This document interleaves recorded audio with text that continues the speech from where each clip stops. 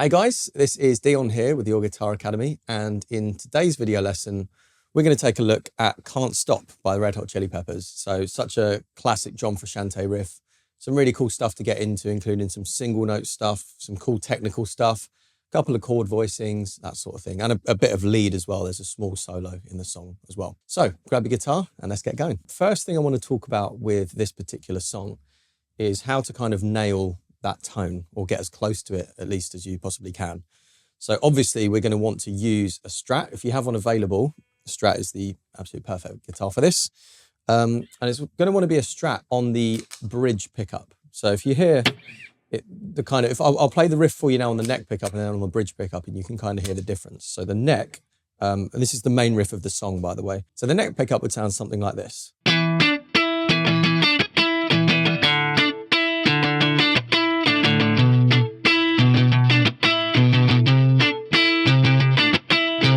So it sounds cool, sounds like a Strat, okay, but it's not quite as bitey as we want the sound to be for this particular tune. So if you switch to the bridge pickup, it brings so much more kind of treble, so much more bite to the sound, and we get this.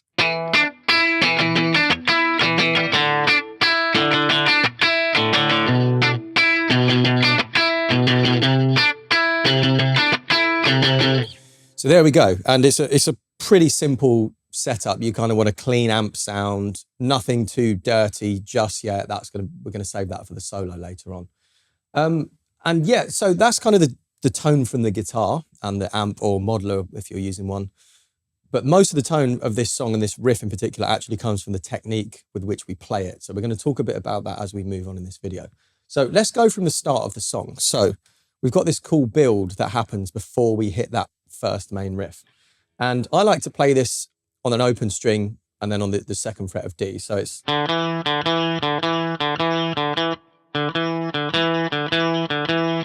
So I'm simply just playing open D, second fret of D, which is the note of E.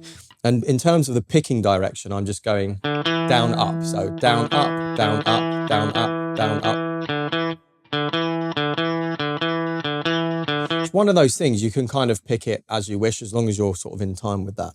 And speaking of timing, let me actually play it along with some drums now. So this record in question is actually, I think it's 91 BPM, but I've got some drums here at 60, just so I can kind of demonstrate what's going on. So if I play along with the drums, you'll be able to hear the rhythm of this part. So starting right on beat number 1, 3, 4, and...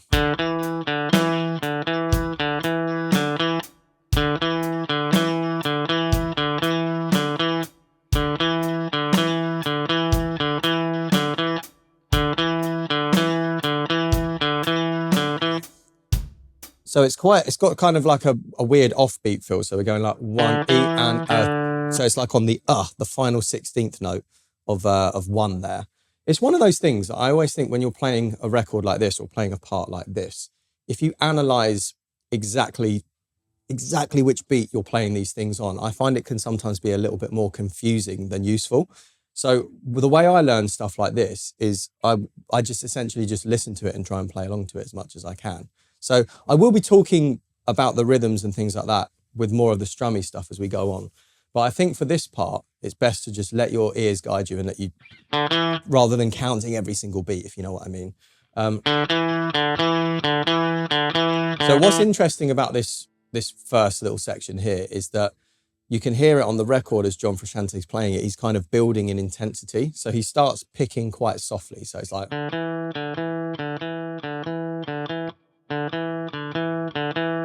And then as it's building, the drums are kind of picking up a little bit. We start picking a bit harder. Until the end where we're actually really digging in there. So that's just all about having that pick control too. So start really light. And I'm building a bit here.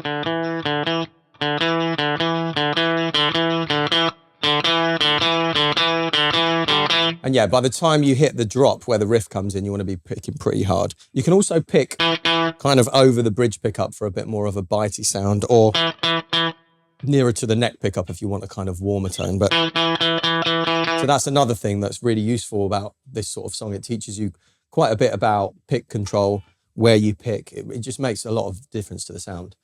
Okay, so that's our intro part there. So that cycles on for a little bit. Now, let's talk about the main riff. So this is the kind of key part of this song. Okay, so what I want to go through first is the frets and strings that we're playing the riff on, so the exact notes, and then we're going to talk about the technique involved and how to play that perfectly. So, first note is going to be this note of E. That's on the 7th fret of the A string. I'm going to use my first finger for that. So we're not going to do the technique yet. We're just going to get these notes down. Okay, so that's my first note. I know he actually picks that twice. So we go initially, the very first time he plays the riff, down, up. And then with my second finger, I want to get this 7th fret on the G, which is going to be a note of D. And then after that, the 9th fret on G, which is going to be a note of E. So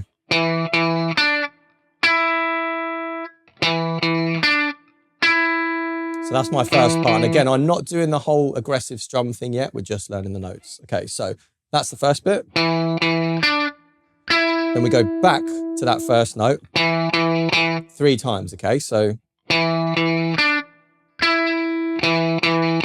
and then back to the top 2 notes again, like so. So that whole repeat goes something like this.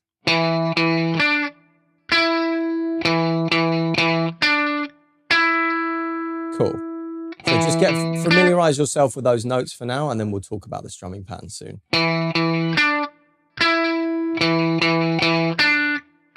And then the next turnaround of the phrase, we play an open D string. Okay, so I've taken my finger off there, and then the top notes are exactly the same.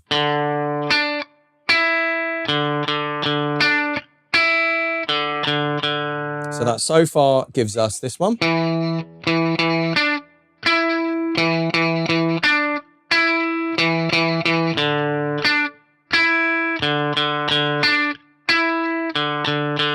Cool. And then the final 2 notes are going to be the 7th fret on the E string here, which is a note of B. I'm actually using my thumb here, if you see that. It's one of those things, again, like, as long as you're not doing anything like too crazy with the fingerings and stuff, you can kind of guide yourself and use whichever fingers you feel appropriate. But once we talk about this muting technique, you might find that you want to use your thumb as well. So yeah, again, same exact top 2 notes. So we've done... Now onto the 7th fret, this note of B. There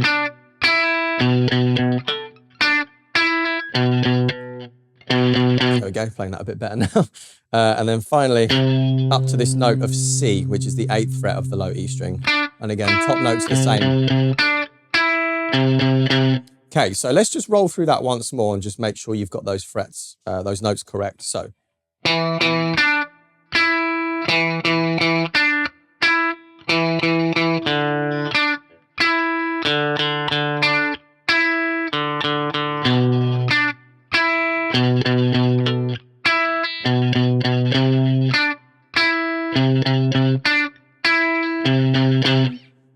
So yeah, if this is new to you, just play through that a couple of times, familiarize yourself, as I said, and then once you're comfortable with those notes and you've got that down, we can now talk about how to get this strumming part down. Okay, so let me just show you how this strumming pattern works with dead notes for now. So we're going to want to strum 16th notes, okay? So for anyone who's not familiar, that's 1 E and 2 E and 3 E and 4 E and. So you've basically got 4 little notes, 4 little beats within each beat, okay?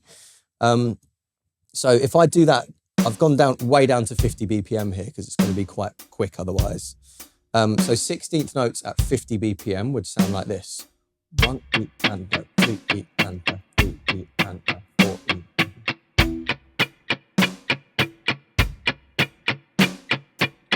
And we're essentially thinking like a drummer here, okay? So this strumming pattern is going to feel like we're playing drums on the guitar. So if I now play the actual strumming pattern along with the drums at 50, you can hear what it sounds like. So it would go like this. So you see my arm is moving as consistent 16th notes here. And then I'll play it for you and we can have a little analyze of it. 1, 2.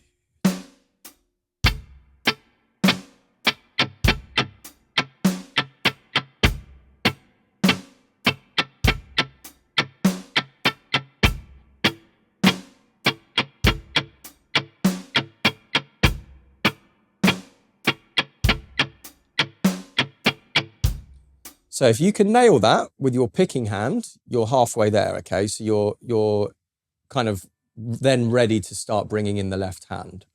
Let's just talk quickly about what beats and everything and the sort of subdivision, sorry, not subdivision, yeah, essentially the exact beats that these strums are falling on, okay? So if I count out loud my 16th notes, and then you can hear as I'm hitting the strings which ones we're falling on. So 1, 2, 3, 4, 1, 2, 3, 4, 1, 2, 3, 4, 1, 2, 3, 4.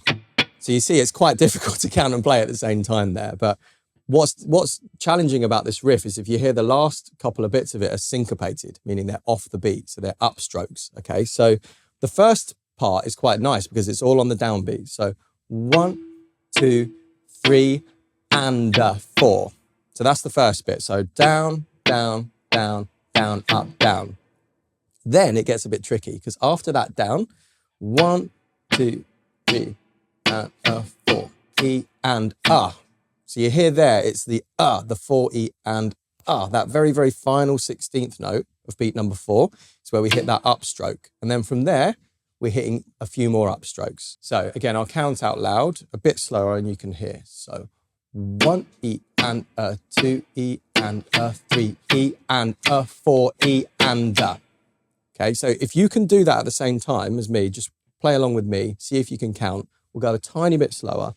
And I often think sometimes when you're counting out loud and you're playing at the same time, it can be a real challenge. But if you can get this down, then we're going to apply it to the drum beat and then you can start to piece together this strumming pattern. Okay, so 1, 2, 3, 4, and 1 E and 2 E and 3 E and 4 E and 1 E and 2 E and 3 E and 4 E and 1 E and 2 E and 3 E and 4 E and 1 and 2 E and 3 E and 4 E and So we'll have a little diagram as well that's kind of explaining this strumming pattern in a kind of more visual way, but that is the crux of this riff, okay? So let's try it now with that 50 BPM drum beat. So remember our 16th notes, you want to lock in with those, which will be so 1 E and 2 E.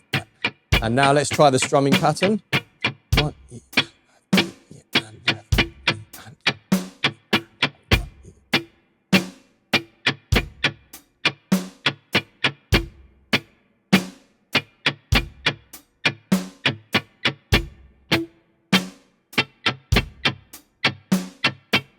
Cool. So if you got that down, amazing work so far. Don't be afraid to go a bit slower if you want. So as I say, I'm at 50 BPM there with 16th notes. We can take it down to 40. Ultimately, what we're aiming for, as I said earlier, is 91 BPM, which would be about here. And it is, again, it's quite fast. And it's always, as I always say, speed is not important at this stage if you're finding this tricky. You just want to get that down, get it nice and accurate, get it under your hands. Okay, so 1 E and 2 E and 3. You see the 16th notes are now much quicker, okay? And 4 E and 1.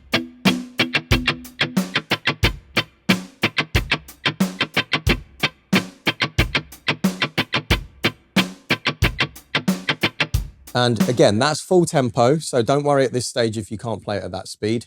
But as you can hear, you can recognize the riff almost from like the rhythm, just from dead notes. And that's what's so cool about this riff.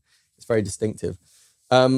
So now you've got your picking hand sorted. Let's talk about the fretting hand, okay? How do we get this muting stuff down? So there's a lot of thumb action here, okay? So I'm starting, as I said, with that first finger on the 7th fret of the A string. And it's obviously my fingertip is fretting that note, but what's happening beyond that is my first finger is just sort of resting on these other strings here. So it's resting on the D string, the G, the B, and the E, and it's making sure that they're dead, okay? So if I have it this out like this, and I hit that note, I get way too much noise. So you just bring it down a bit, like this, not pressing on the strings, just resting, and then you have... And that is a key part of this John Frusciante style muting, okay? So it allows you to be aggressive with your picking hand.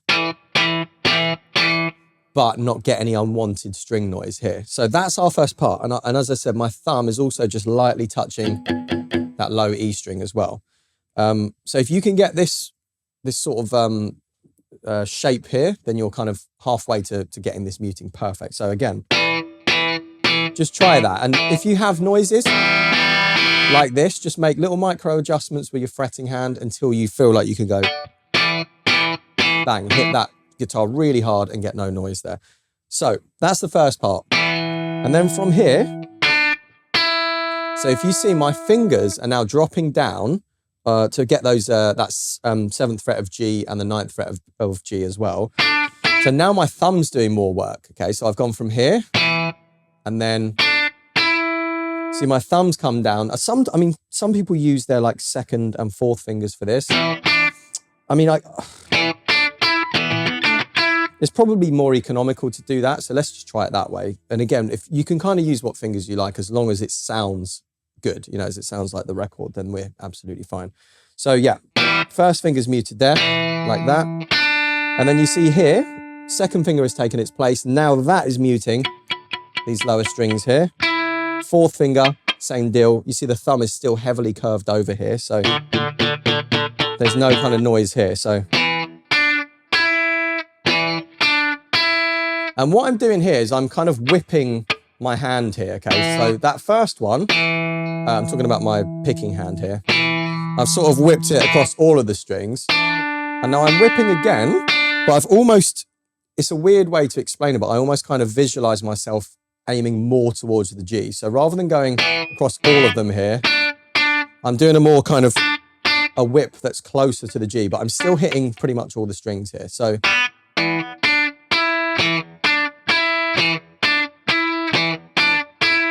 you see that the thumb is so heavily involved here with making sure we're muting, as well as this first finger and all that. So you hear that part there. So we go down, down, down, down, up, down, and then up. And then you want to, on this downstroke here, just hit a dead note. It gives this kind of percussive sort of sound. I'll show you again. So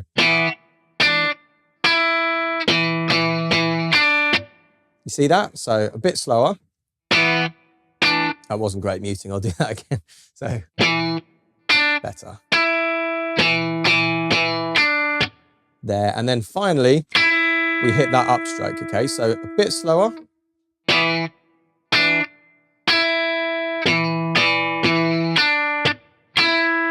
Okay, see that? Down, down, down, down, up, down, up, up. And then we go 3 times on that low note again, just up, down, up. So let me just play it along. And once you've got one loop of this down, you'll find the rest of the notes a bit easier as well. So let's go on to, I'm gonna go to 55. Let's try that. So again, 16th notes, 1 E and a 2 E and a 3 E and a 4 E and.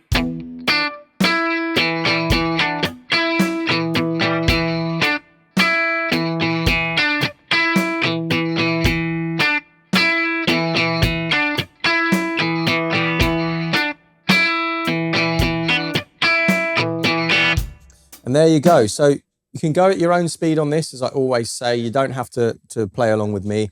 Just, it is very useful to use a drum beat or a metronome though, just to help, you know, solidify your timing. So now, so the next part is a bit trickier because we've now got an open D string here. Okay, so what happens is I've moved from having my first finger on this 7th fret of A, and then watch what happens. I move my first finger down to the 7th fret of G. The thumb comes over to guard the E and the A string, the low E and the A. And then I can hit that open D string without fear of making any other noises because my first finger's covering these, thumb is covering these. So you see it's quite a quick movement. You see that thumb over like that. And then the rest of the notes from there are the same. So. And I'm using my first finger here to, as I'm fretting that note, pressing that one down, my first finger is gently touching that D string as well. So you see that little movement there. And that's going to kill off the D, the open D note as well. So just try that one in isolation as well.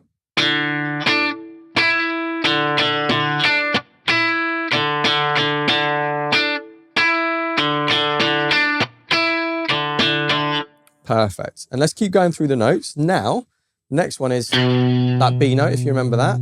So now we've just got, our thumb is covering, is fretting that note whilst muting the A string. So there's very, very fine margins here with this fretting hand, as you can see. So it's worth the effort to just try and sort of perfect this muting as best you can. So the first finger hasn't changed. That's still muting here and also the D string. So again, the thumb fretting the note of B, covering the A string. The first finger is muting the D string as well as fretting this note and then muting these ones here. So, and I use my third finger there to grab that note. And now here, I'm just using my second finger. I'm not actually sure if John Frusciante just moves his thumb up here, but I like to use my second finger, and then that is fretting that C note, touching the A string to mute it, and then this is all exactly the same as previously. The first finger is muting the same strings as before. So.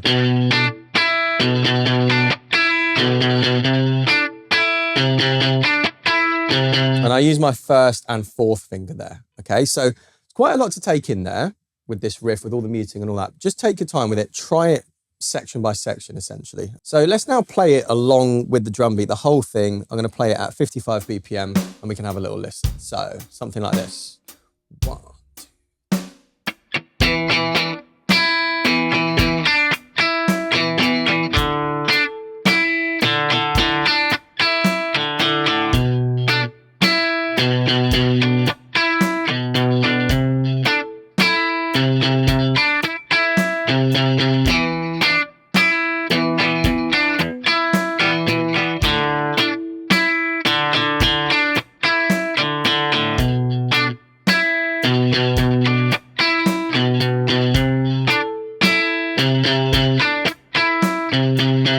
Excellent. And now full tempo would be 91, as I said earlier, and that would sound something like this.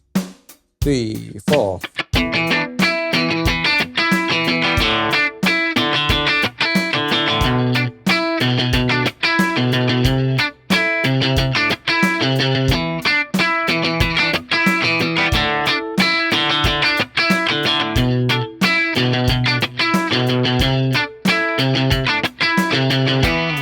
And you see, you want to make those top notes quite staccato, so remembering to, like, sorry, the first of the top notes quite staccato, so cut that pressure on the note really quick. You don't want,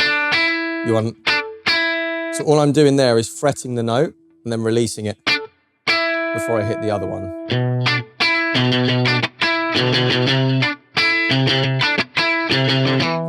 And that covers the riff pretty much, and you can kind of analyze this so much more and go a bit deeper into it, but I want to kind of try and keep the video fairly condensed for this. And again, just one of those things, just requires a lot of practice if you're finding this difficult.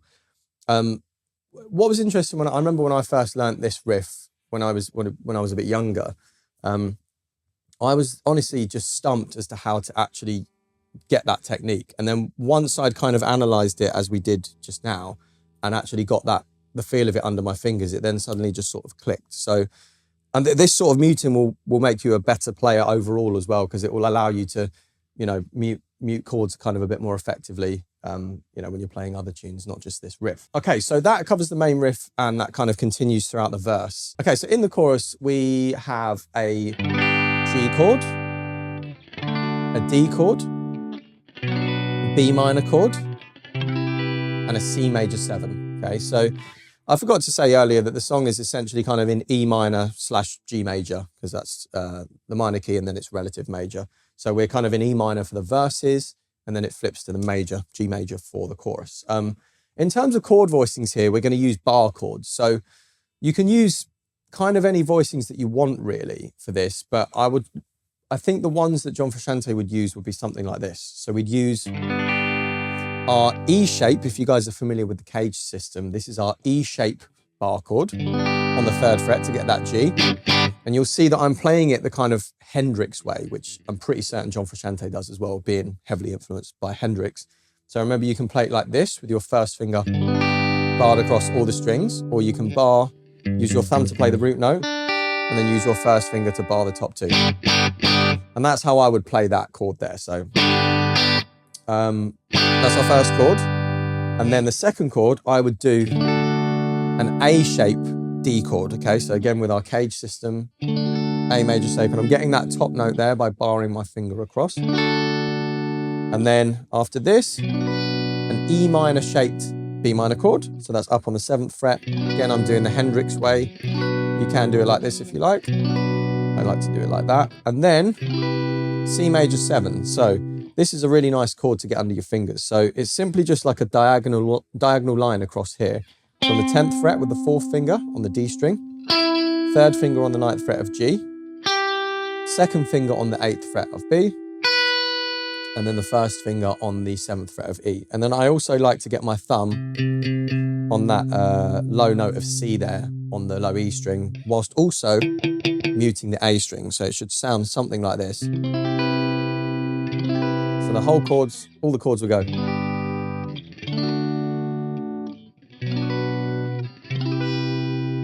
Like so.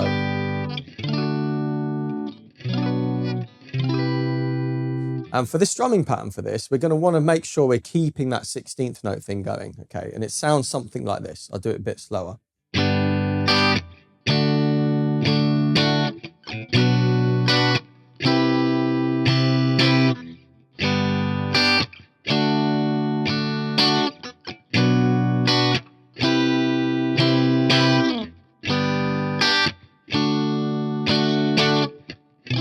Oh, B minor.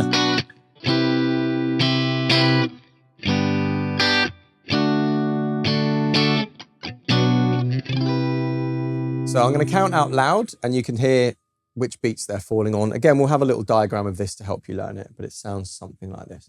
1 E, 2 E and a 3 E and a 4 E and a 1 E and a 2 E and a 3 E and a 4 E and 1 E and a 2 E and a 3 E and a 4 E and 1 E and a 2 E and a 3 E and a 4 E and a 1 E and a 2 E and a 3 E and a 4. Again, really key. See how my hand is continuing to move. Okay, helps keep us in time.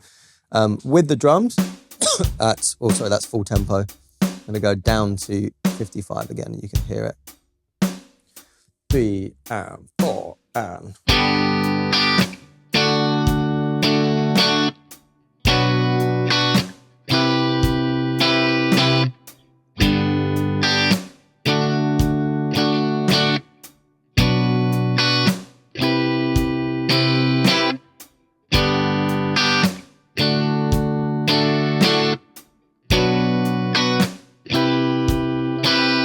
One more repeat, and then the final time we go. Sorry, I'll do that again. So it goes. Okay, so you'll hear it on the record if you listen to the tune. The way they round off that chorus is just going. So 2 E and a 3 E and a 4 E and a 1 E and a 2. So it's literally just 1, 2, 3, 4. Let it ring, and then we're back into that verse riff. So a good exercise as well is you can use other caged chord shapes if you want to play these chords. You know, something like.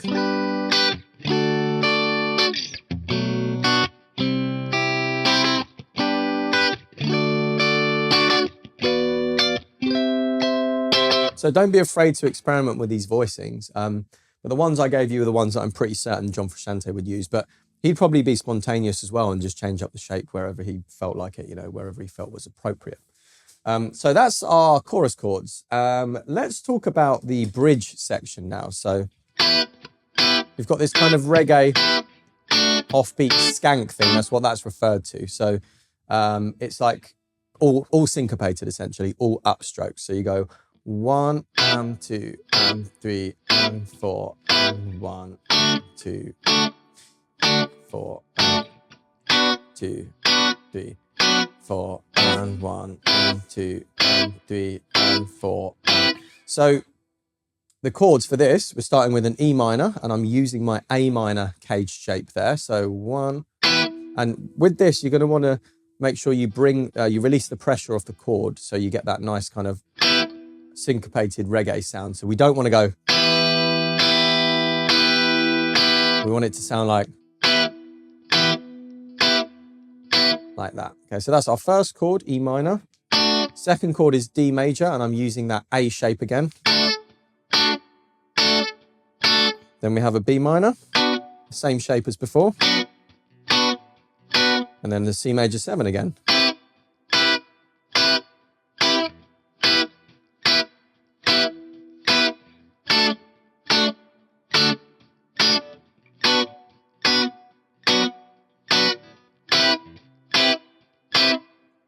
Okay, now with some drums, 55, 1 and 2 and 3 and 4 and 1.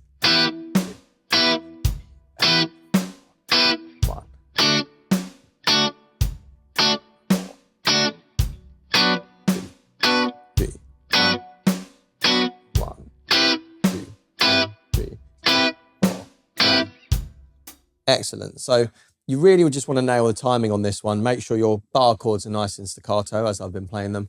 And then that's pretty much that whole section. What is also cool is that he comes in with this crazy like sort of phaser sort of sound a bit later on, and we're using like little arpeggios.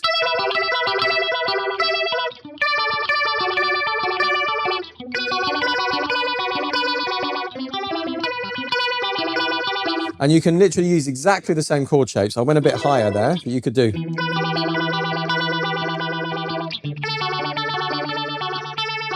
And I'm simply just playing the notes individually of the chord. So the root note, then cycling down the top 3 notes of the chord,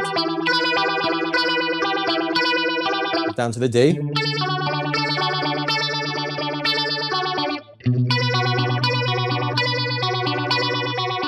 And this, don't be afraid to experiment with that part as well. You don't have to be fixed with that. You know, you could do stuff like rhythmically, you could go.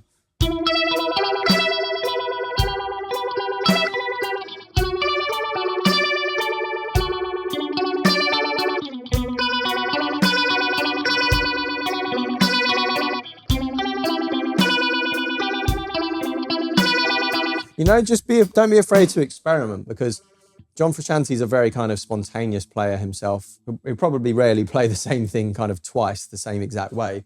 So yeah, just feel free to experiment. As long as you're using those chord voicings, you're absolutely fine and you're in the ballpark. So the final bit of this tune is actually just that kind of short solo that happens. So it's this really cool like E minor pentatonic thing.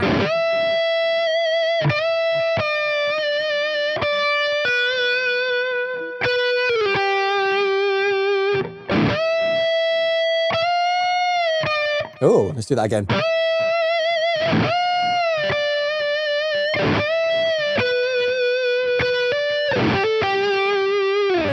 So it's really cool, this solo. I love it because it's super short and it's super melodic, but it's got a massive bend in there. So we're starting on the 15th fret of B. You want to bend up our whole tone, okay? So an entire tone. And then repeat that note, so twice. I'm actually now on the neck pickup as well, by the way. You can play it on whichever pickup you like, but I like the sound of the neck. So we play that note twice. And then release. Then get down to the 15th fret again. Plenty of vibrato. And then we go 15 down to 12, okay? So far we have.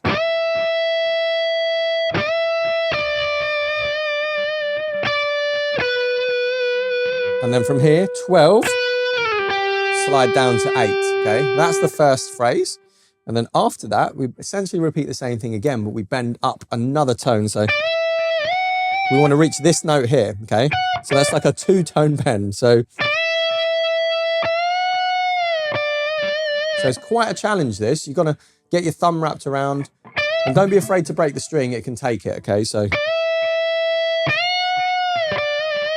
So I'm using my 2 fingers behind there to support that bend. Okay, remember it's always coming from the wrist as well. Okay, we're not using our fingers like this for the bend. So what I want you to do is, if you're struggling to intonate that note, just play it, just fret it a couple of times and see if you can go, just reach that, you don't want to be too short, too flat, you don't want to go too far. Okay, you want to try and hit this note perfectly. So just try a couple of times to just,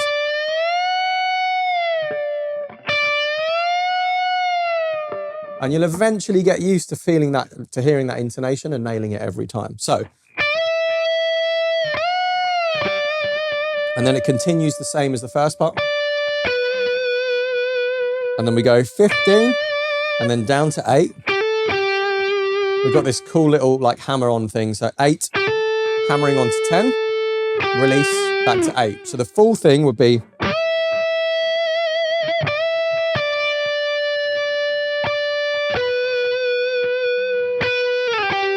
and then the second part.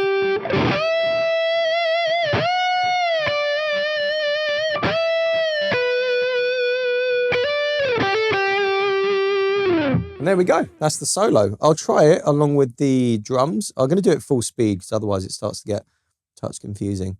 So it sounds like this.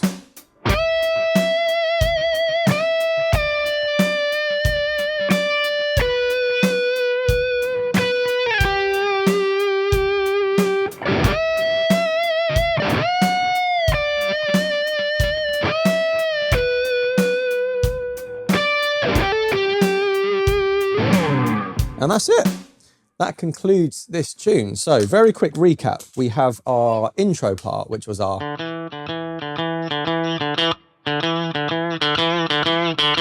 and then we have our main riff / verse riff part, which is the most famous part of the tune, that.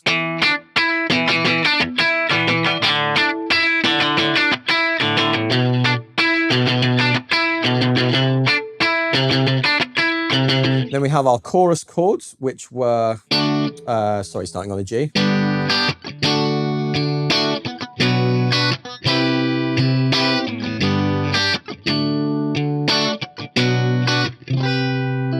Then we have our bridge section, kind of skank, offbeat reggae part.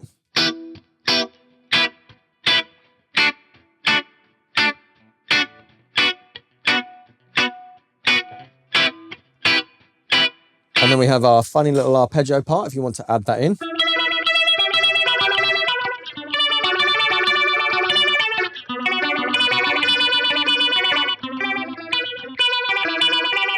And then finally we have our solo, which was our kind of E minor pentatonic sounding sort of bendy part. And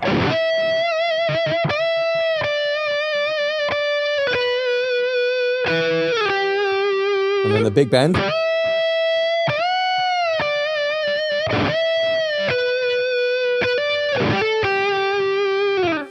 And that's it. That gets you through this full tune.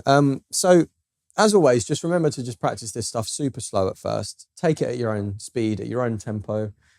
Make sure you're nailing that muting technique before you start to bring it up to full speed. Yeah, have some fun with that one. Enjoy, and I will see you in the next video.